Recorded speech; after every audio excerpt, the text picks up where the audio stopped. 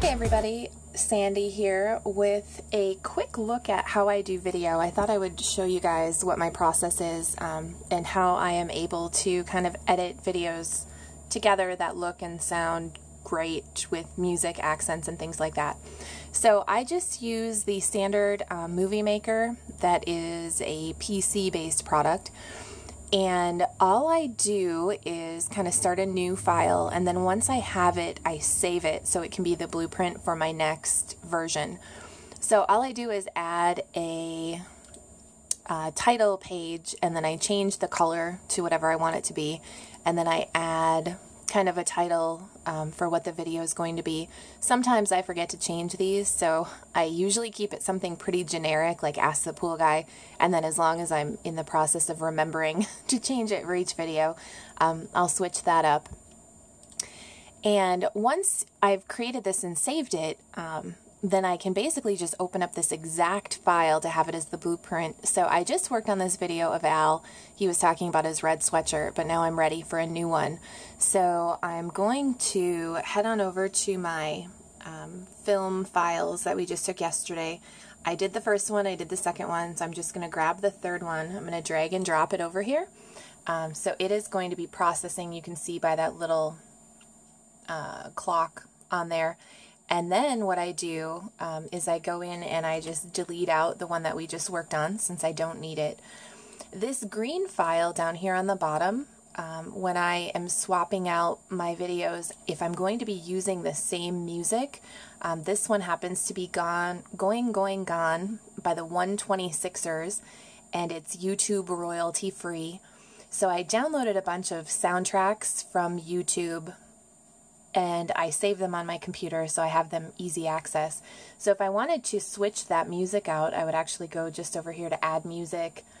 I would add it at the current point, and then I would go into my file. I would just pick which music I want, click, click, and then it'll pop up into the video. So I tend to put music kind of just at the beginning and at the end with my little trailer if we're going to be talking. So if you click on music, you go up to music tools, it's really easy. You split it where you want it to be, and then you kind of drag and drop the music over to where you want it to start and stop. I always make sure I check the volume on that as well, because otherwise the volume can be so much louder than the person who's speaking.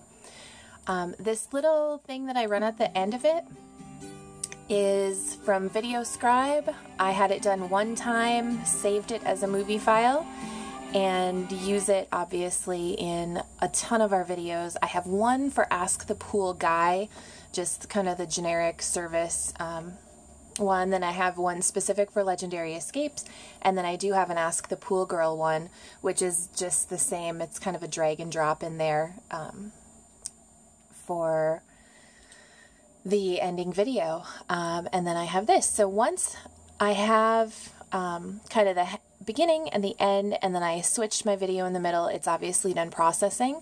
I will hit play, and I will usually kind of edit just that little pause that Al had at the front by, I click it, I split it right where I need it to separate, then I just remove that little piece. Sometimes I have to go back and move the music. So I'll do that, I'll kind of give it a run through. We're developing a greater sense of blah, blah, blah, listen to the whole thing, kind of get to the end, listen for things that I might need to take out and separate in the middle. I get to the end. And then I kind of go to where he's finished talking. I'll split that as well. I'll just remove that. If he had made a mistake in the middle somewhere, I would just find where the mistake is, and then I would split it on each end, and I would just pull that piece out. So it's super quick and easy. Once I'm done with this, then what I would do is save the project, and this file would then overwrite my old Movie Maker file. And then in order to get this ready for YouTube, I'd go to Save Movie, and I usually save it for high def display just because it'll give me kind of the best option no matter where I put it.